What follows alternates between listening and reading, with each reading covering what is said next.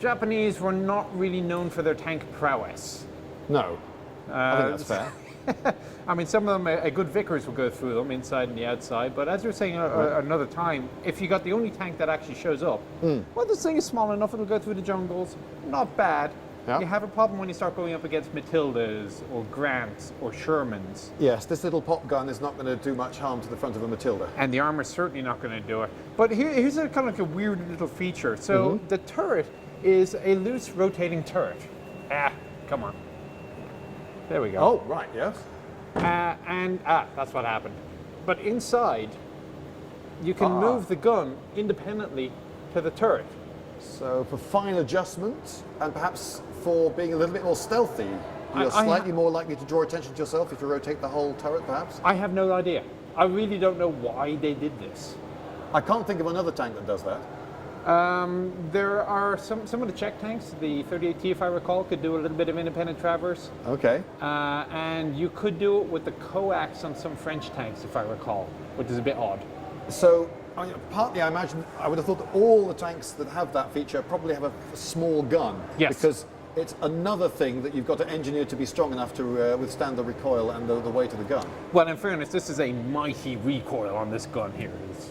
Right. Well, no. So, but he's using what sometimes people call body English. Yeah, he's in that turret on his own, one man, and he's got to aim the whole gun pretty much just using his body weight, throwing it around. And hopefully your turret is well balanced, but I don't think this is a balanced turret because you got the frontal armor, but there's no bustle balancing it out on the back end. So this is nose heavy, which is fine if you're on flat ground. Right. Now tilt over to one side a little bit. What's the turret going to do? Something very inconvenient to do that.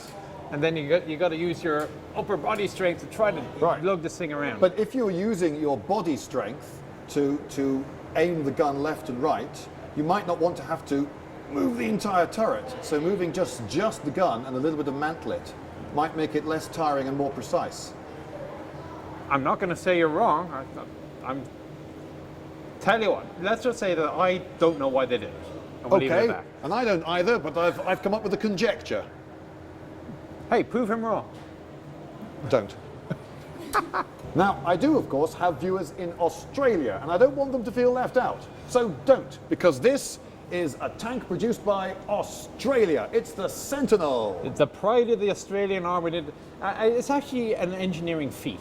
Oh, yeah? Strategically, it was a very bad idea because Australia was not a large country at the time, and they didn't have manpower to devote to building tanks when you had other countries that theoretically could build tanks for you, like the Americans.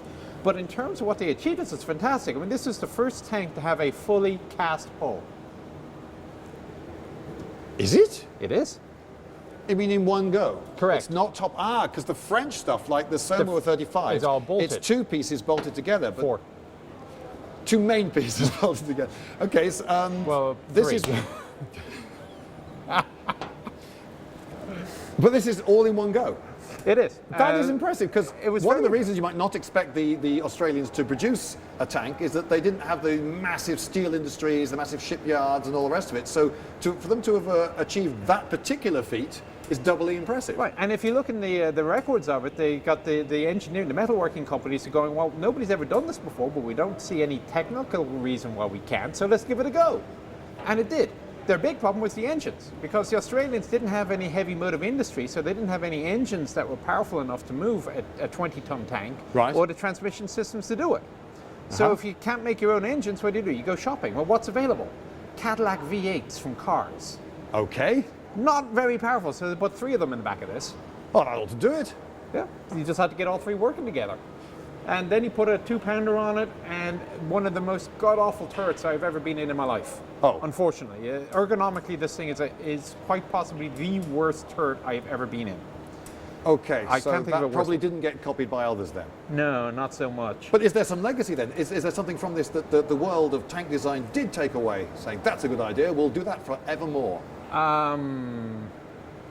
They but knew this what design not to do. of mantlet, for instance, for the front machine gun. For the Vickers. So I mean, look at that. It's how beautifully balanced that is. You see, it goes left, it goes right, it goes up and down.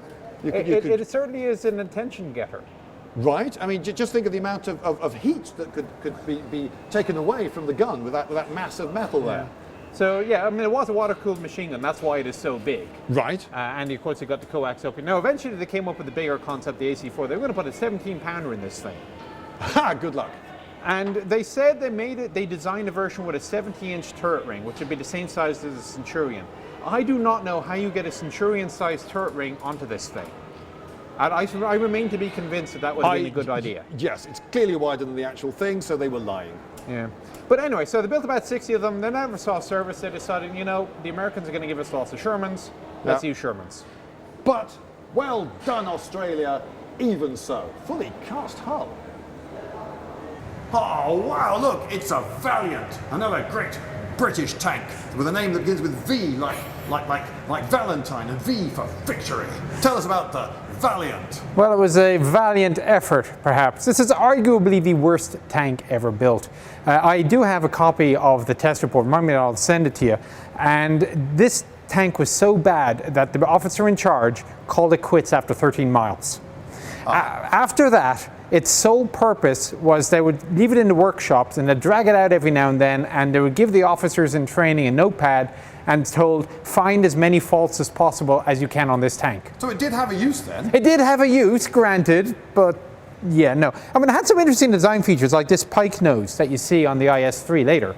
Oh, yes. Oh, So yeah. this it was a highly influential design then. Very much so. Now, part of the problem was that the back of the hatch here was so located as to grab you in the back of the neck. Right. If your foot accidentally slipped off the clutch, you'd be stuck there. You'd have to chop off your foot to get it out.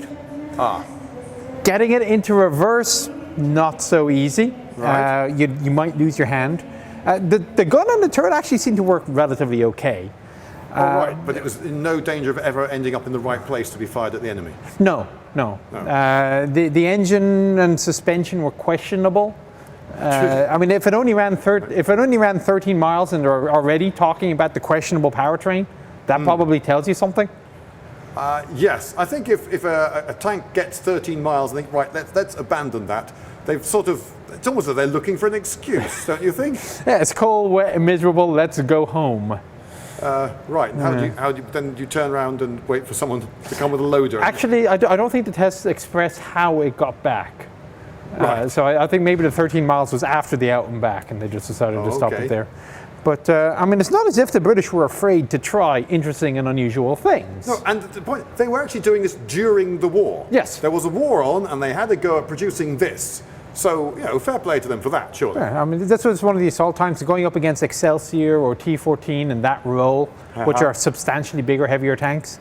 So it might have been a bit optimistic. Why did they see a need for this tank? What role did it have that wasn't filled by other tanks? Effectively, it's the role that was filled by Churchill in the end of it. I mean, it wasn't really an infantry tank as much as there was a very subtle difference between an infantry tank and an assault tank. Right. And this was going to be an assault tank. But the general concept is heavily armored mobile firepower. Okay, so not so good on the armor or mobility, but hey, it had a mediocre gun, so, you know, that's something, right? And it was good for training. The Valiant.